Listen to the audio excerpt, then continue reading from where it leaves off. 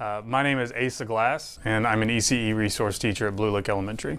Part of a big family of teachers. My grandfather was a professor at EKU. My aunt was a teacher in Tennessee, but right here in JCPS, there's about 7 to 8 family members who have all been teachers here. My mom led the way. She taught for 27 years downtown at Cochran, and it was just sort of a family affair. Kind of knew I was going to head that direction. I love being in the classroom. I love teaching. I like working with kids in small groups and really watching them grow and change.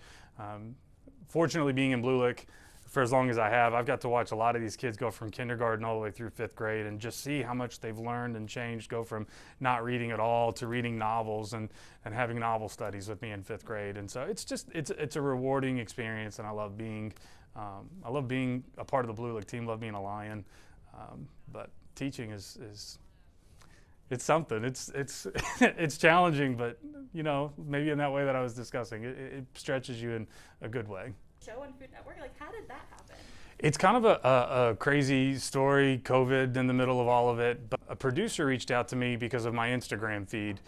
He had seen some food photos that I'd been putting up, some videos and things, and he wanted to interview me for a show with Guy Fieri, where Guy was going to come to my house and he was actually going to cook with me in my kitchen. It was the show that Food Network wanted to pilot, and I met with the producer. They interviewed me via Zoom. They're like, "This is great. You're going to hear from us."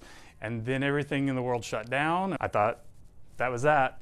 So fast forward April of 2022, I got an email from that original producer, and he said, "Are you still interested? I've got a new show for you to try." And a couple interviews later, I was on a plane flying out to California. The show is called Big Bad Budget Battle. Its host is Ree Drummond, the Pioneer Woman.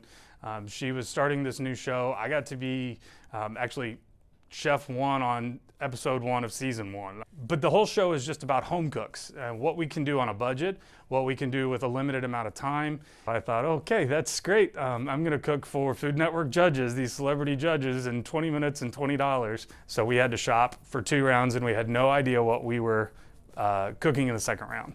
I was gonna make chicken tikka masala. I used a rotisserie chicken that was pre-made there in the store to save me cook time. And I went to work. And I thought I was using kosher salt, and I'm cooking and I'm seasoning, and it's got a lot of raw garlic, raw ginger, raw jalapeno initially. And so I didn't want to taste it until it had cooked for a minute so that I didn't destroy my palate. And unfortunately, I oversalted it. I oversalted it very badly. Like I've told my wife, I would have thrown it away had I been at home. We got it on a plate. I thought it looked really good. You guys will have to let me know when you watch the show. I mean, the food looked pretty on the plate.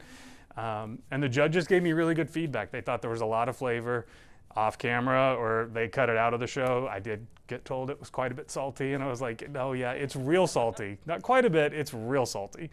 And they bring us in and they let us know that I actually won that first challenge. And my incentive was I got to pick my protein and my sauce first. I reached for the meatballs because I know meatballs. I would overcook frozen shrimp, and I was not about to cook with fish sticks. That's not a journey I'm on Food Network in California. I mean, I could make fish sticks for my kids, just not celebrity judges in California. Didn't want to do that.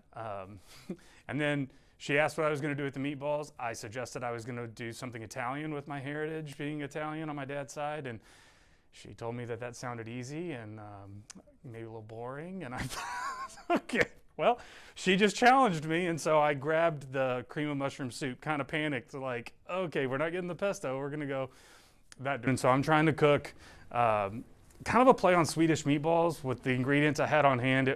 I didn't really have the right ingredients for it, but we give it a shot. And so I'm trying to cook kind of a play on Swedish meatballs with the ingredients I had on hand.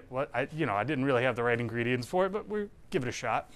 The judges went through the judging, and they said it was extremely close, but I actually won. I came out on top. They said that I was the winner of the first episode of Big Bad Budget Battle. And I was somewhere between, heaven and earth at that point. I just couldn't believe that my name was actually called.